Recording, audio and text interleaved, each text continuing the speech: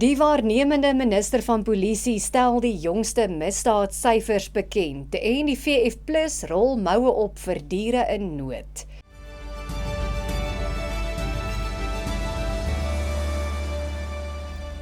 Goeiemiddag, dit is tyd vir Pretoria FM se visuele nuusbulletin in Afrikaans, saam met my, Esmarie Eysel. Jy is baie welkom.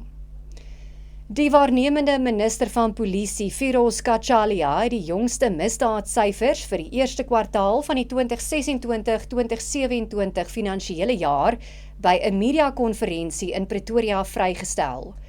Kontakmisdade het tussen April en Junie afgeneem.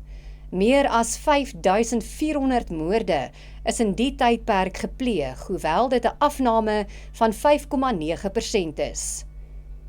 Seksuele misdrywe het met 0,8% afgeneem, hoewel 11.500 van die misdade aangemeld is.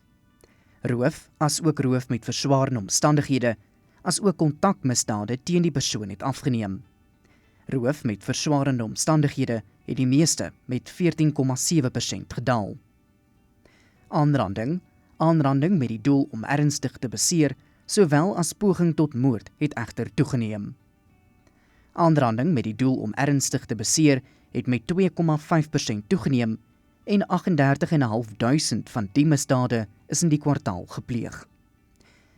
Die minister het sy kommer uitgespreek oor misdaadkategorieë, veral die wat vrouens, kinders en kwesbares raak wat toegeneem het. We should always be orientated by the view that every victim deserves justice. But we live in a society in which justice is always incomplete.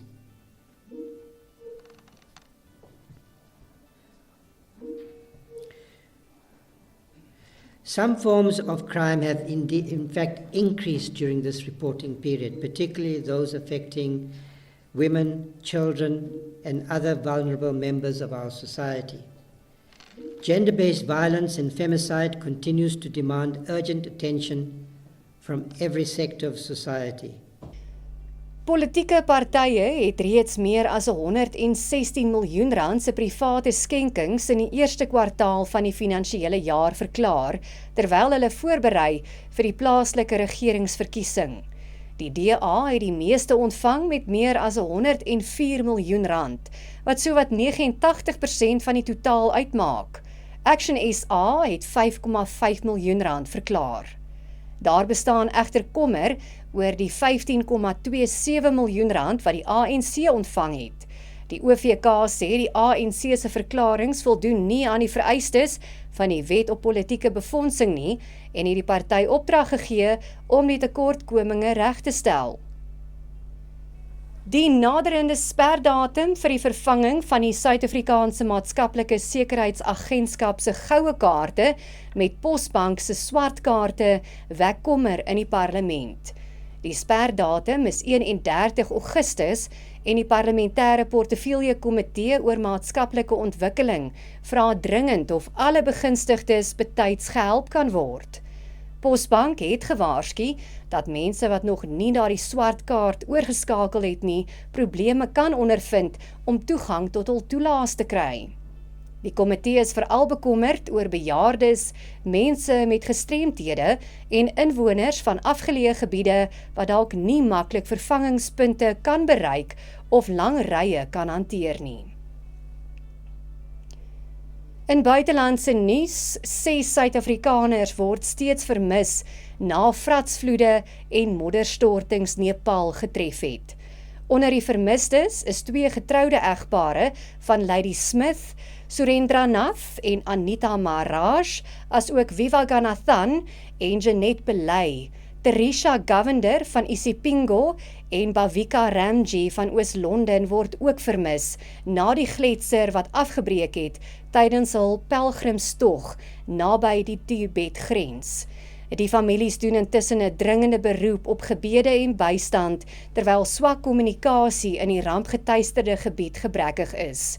Die dodetal in die streek het reeds 470 oorskry, terwyl internasionale noodspanne met helikopters spook om meer as 1500 vermiste stappers op te spoor.